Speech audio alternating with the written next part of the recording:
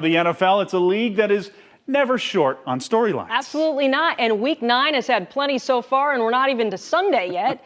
We tackle all things NFL right now with a new segment on After the Whistle. We call it In the Trenches with former San Francisco 49er and Lyman High grad Ian Williams.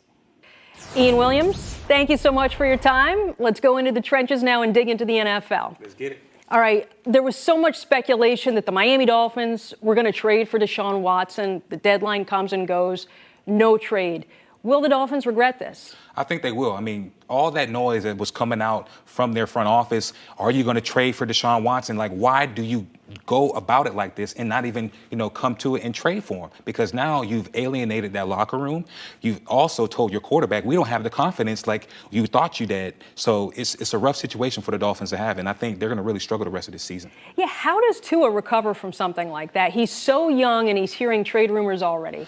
I hope for Tua because he's such a great player. He's a great player in college. He still has that mindset that I need to go out here and be a professional. I need to go out here and put on good film and have a great week of practice. So I think for him, I think he's going to weather the storm. Now, it's up to the guys around him to believe in him and believe in the system. The Jaguars are always building. They lay an egg last week against Seattle, coming off a bye week. Now, Dwayne Smoot, one of the leaders on the Jags, says he kind of blamed it on lack of preparation, said we weren't together as a team during that bye week since Wednesday. Is that unusual for a team? I feel like that's unusual. I don't know their schedule, but I know when Jen Harbaugh, when we were out there in San Francisco, he always told us we're not going any more than 3 days of non-practice because you start to lose that muscle memory of being out there catching footballs, taking double teams and stuff like that. But it's really uncommon for a team to have, Thursday, Friday, Saturday, Sunday off. What's your assessment of the way Urban's doing his job in the NFL? I mean, it's his first time. How is he functioning so far?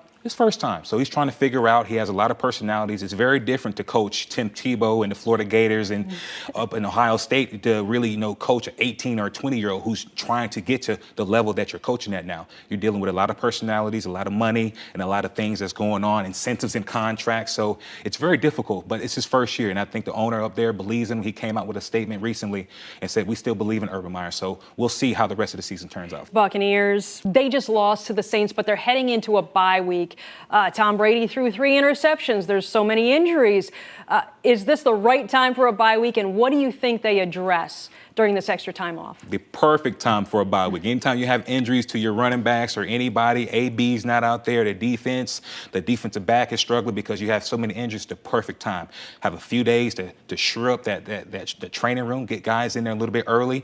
But I think just for Tampa Bay fans, calm down. It's the middle of the season. You have TB12 back there. You're going to be fine out there, and he's going to eventually get these guys and get them believing, send them text again like that, and get them riled up for that postseason run. Okay. Last question. It's week 9. Who's your team of the week right now in the NFL? I think the team of the week and the team that is really special right now is the Los Angeles Rams. You have Aaron Donald, you have Jalen Ramsey, and then you just trade for Von Miller, one of the most special talents at linebacker, defensive end, that has gotten to the quarterback multiple times. If you pair him with Aaron Donald, and now you're doing what Matthew Stafford and Sean McVay wants to do on offense, I think that offense and defensive tandem is definitely going to be something that other teams don't want to see. And I know my Niners, it's going to be tough for them to have to play against Von Miller and Aaron Donald on that front line. Ian Williams, thanks for getting it done in the trenches with us today. For sure. We'll see you next week. Yes, ma'am.